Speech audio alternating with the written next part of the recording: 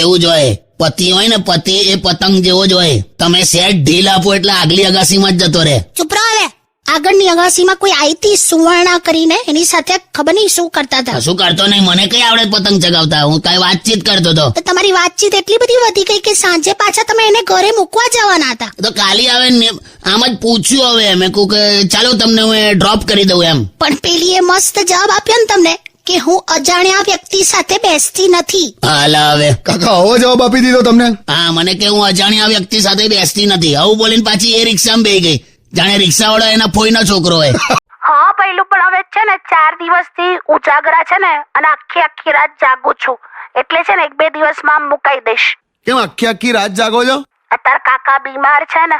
અરે કાકા બીમાર છે તો એક નર્સ રાખી લો ને. તે રાખી જ છે એટલે તો જાગ્યા કરે જા. આ તો મેં એટલે જ ફોન કર્યો છે કે આજે ને આજે હવે તમે પેલીને રવાના કરો. હા કે હાલી હા, આજે ને આજે. હાલી હા હવે પતિ ક્યું જબ દિલ હી ટૂટ ગયા. મૂકી દો હવે. સોરી. મને મારી નાખવાની યોજના કરી તે જોયું ને પહેલું. કઈ નહીં કાકી બેસો તમે. બે તને કશું ના થાય. હવે શું યોજના વાળી? શું કશું ના થાય? આજે સવારે તારી આગળથી પેલી બિલાડી રસ્તો ક્રોસ કરીને ગયેલી ને, હા એ બિલાડી આગળ જઈને એક્સિડન્ટમાં મરી ગઈ. ખબર? બે ચાઓ ને યાર. સોંગ વગાડલા, સોંગ વગાડ. જો આવી ગઈ, જો થૂલું આવ્યું, જો થૂલું આવી ગઈ. તું હા કેમ આવી? કેવી લાગુ છું? હમણાં જ બ્યુટી પાર્લર માંથી આવી. બોલ. એટલે બંધ હતું? તમને છે ને હું ક્યારે સુંદર લાગતી જ નથી. જો હવે તું રડવાનું ના ચાલુ કરીશ યાર. પેલો ઓલરેડી રડે છે. જો તું બેસ અહીંયા થોડી વાર, આપણે ગીત વગાડીએ ને પછી આપણે આગળ વેલેન્ટાઇન ડે વિશે વાત કરીએ. આમ રોમેન્ટિક થઈને હાથમાં હાથ નાખીને બેસો ને. ના, મને ખાલી ચડી જાય છે. તું ભાઈ ગીત વગાડ ને ભાઈ. એટલે તમે એવું કહેવા માંગો છો કે લગ્ન પછી બધો રોમાન્સ જતો રહે? એવું નહીં, જવાબદારીઓ બધી બદલાય. તમારા એન્ગેજમેન્ટ થયા હોય ને ત્યારથી લઈને જે લગ્ન થાય એનો જે વચ્ચેનો ગાળો હોય ને એ સૌથી બેસ્ટ ટાઈમ હોય. ત્યારે જો એનો મંગેતર કશે કામ બહાર જવાનું હોય, ઓફિસના કામે 4-5 દિવસ, તો પેલી એકદમ રડું થઈ જાય અને શું કે ખબર છે, I will miss you dear. એવું જ હોય. લગન પછી જો પેલો 6 દિવસ બહાર જવાનો તો શું કે ખબર, ઘર ખર્ચના પૈસા આપતા જજો કે. જો મેં તમને કોઈ દિવસ ઘર ખર્ચના પૈસા નથી માંગ્યા. મેં ઓલવેઝ તમને એવું જ કીધું છે કે આઈ વિલ મિસ યુ. હા, એ કરું, એ તારું કેવું પડે. કેમ કે મને ખબર છે કે પૈસા તમે આપવાના નથી. જો બાજી હોશિયારી મારી. સોંગ વગાડ. મેલેરિયાની ગોળીઓ આપણી પાસેથી લે. બોલ. આને ગોળીનું નામ શું કીધું તે એકવાર બોલ ને ફરી. ના બોલે please. High Choksi cold cream છે ને, હાઇડ્રોક્સી ક્લોરોક્વિન. શીખી જા. છોડો ને હવે. આપણે તો મચ્છરદાનીમાં સુઈ જઈએ, પછી શીખીને શું કરવાનું? છે ને, નહીં વગાડલા, સોંગ વગાડલા. હાઈ ચોકસી. ચાવ ને હવે. કાકી તમને ખબર છે કોઈ પણ ભીડમાં છોકરાનો આમ ધક્કો વાગી જાય ને જો કોઈ છોકરીને, તો તરત જ યાર બીજું બધું તો ઠીક, એ લોકો ભૈયા કહી દે છે આપણને. ભૈયા ક્યાં કરતે હો કે. હા, અને છોકરાઓને જો જીવ લઈ લો તમે એનો તોય દીદી ના બોલે. આને કમિટમેન્ટ કહેવાય. ચાવ ને હવે. ચાવ ને. ચાવ. આ શાક પરથી યાદ આવ્યું મને, અમારી સોસાયટીમાં પેલી જ્યોત્સનાબેન દૂધી લેવા ગયેલી બજારમાં, તો 4 દિવસ થઈ ગયા પાછી જ નહીં. બોલ. પોલીસ કમ્પ્લેન થઈ, ઘરે બધા કેટલા ચિંતામાં હતા. તો એમાં શું ચિંતા કરવાની, પોલીસ કમ્પ્લેન કરવાની? બીજું કઈક શાક ના બનાવાય? દૂધીની જગ્યાએ ભીંડા બનાવવાના. એમાં કેવું છે, પેલા ફ્રાય કરવાનું. અલી એ શાકનો મુદ્દો ચાલે છે, પેલી ખોવાઈ ગઈ એની વાત ચાલે છે. હાઇબ્રિડ તરબૂચ જેવી છે. હાવ વગાડ, સોંગ વગાડ. આઈ ગયો પેલી ઓલી જ્યોત્સનાનો ફોન. એમ ને નહીં, નાલે આ જુઠ્ઠું બોલે છે લી. આ જો ખોટું બોલતો હોય તો એ જ્યોત્સના નામ એને કેવી રીતે ખબર પડી? દર વખતે એને જોઈને તમે આમ ઘેલમાં આવી જાઓ છો. સોસાયટીમાં પણ તમે ચાલવા જાઓ છો ત્યારે એની બાલ્કનીમાં આમ નજર પડે જ તમારી. ક્યારે તમે મારી સામે જોયું છે? અરે અમે હું જોઉં, તને અડૈયો થઈ છે. તો તમારી જ્યોત્સનાને અડીયો થઈ છે? તો ગરમી છે તો થાય લી. હવે તમને ખબર પડી ગઈ? તો હમણાં ફોન પર હવે પાવડર મંગાવેલો એને, એટલે ખબરદાર જો પાવડર લઈને ગયા છો તો, ને તો ધૂળ કાઢ નાખીશ તમારી. નહીં જાવ લી. હવે વગાડ તું સોંગ વગાડ. તે ખરો મમરો મૂકી દીધો. મજા આવી ગઈ.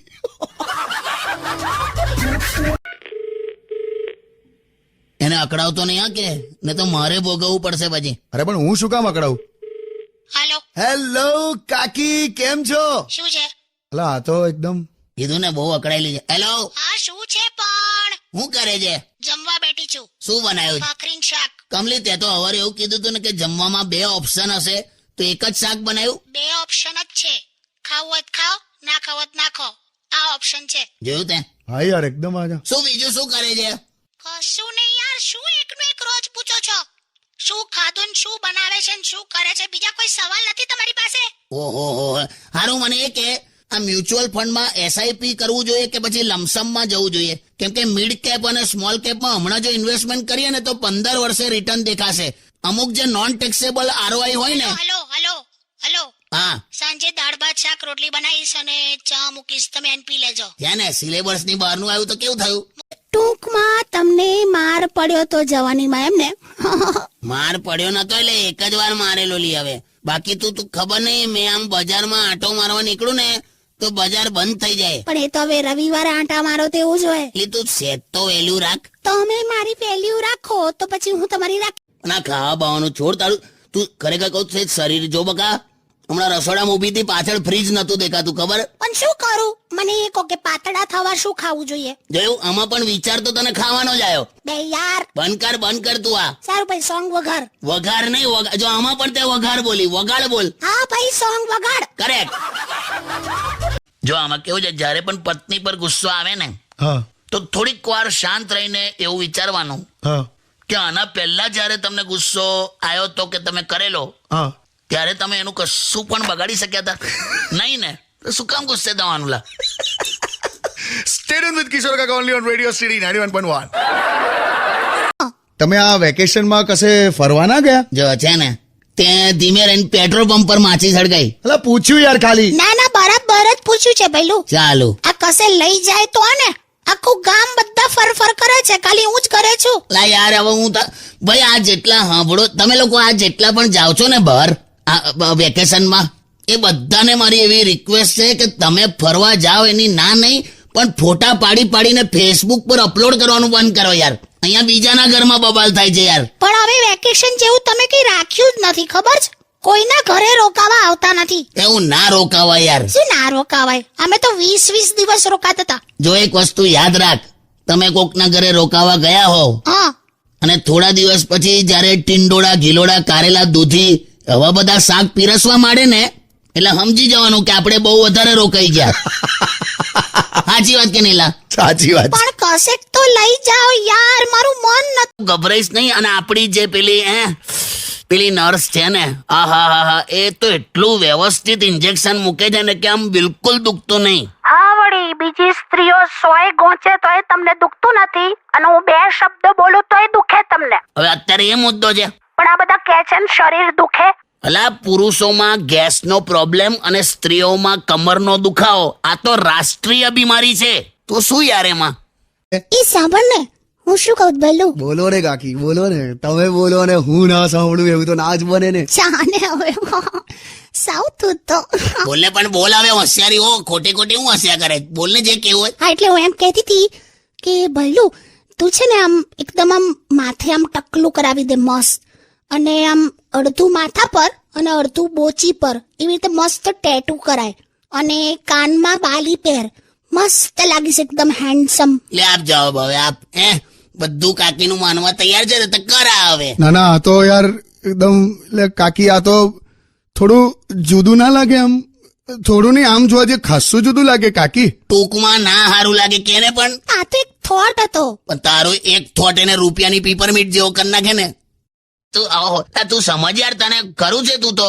એટલે હું હવારે ડોલ લઈને કોઈ દિવસ નથી ભાગતો, તો કાજોલ લઈને ભાગવાનો છું. હા બસ કઈ નહીં. હવે આ તો બસ પેલું વેલેન્ટાઇન વીક ચાલતું હતું ને એટલે હું થોડુંક મનમાં રહે. હવે નથી, પણ મારો જન્મ વેલેન્ટાઇન માટે થયો જ નથી. મારો તો જન્મ ખાલી પેલું જનગણના માટે જ થયો છે બસ. સારું મૂકો. ના પણ હા, પણ મને એક વસ્તુ ગમ્યું શું? કે આ ઉંમરે પણ તને મારા પર આ બાબતે ડાઉટ થયો. ક્યાં વાત? એટલે મને અંદરથી અત્યારે એકદમ યંગ ફીલ થાય છે કે આ બધું મેં કરી શકું છું એમ, હે ને? બહુ શેરી ના મારો ને. વેલેન્ટાઇન ના બદલે વેલન ટાઈમ થઈ જશે. હું વેલણ ટાઈમ એમ? વેલણ જો મારવાની ધમકી આલે વેલણ થી. કાકી તો કાકી જ છે. બસ મૂકો, ચાલો હવે હું આવું છું, ત્યાં સ્ટુડિયો પર જ આવું છું. હા આય મેલ દીધો ને.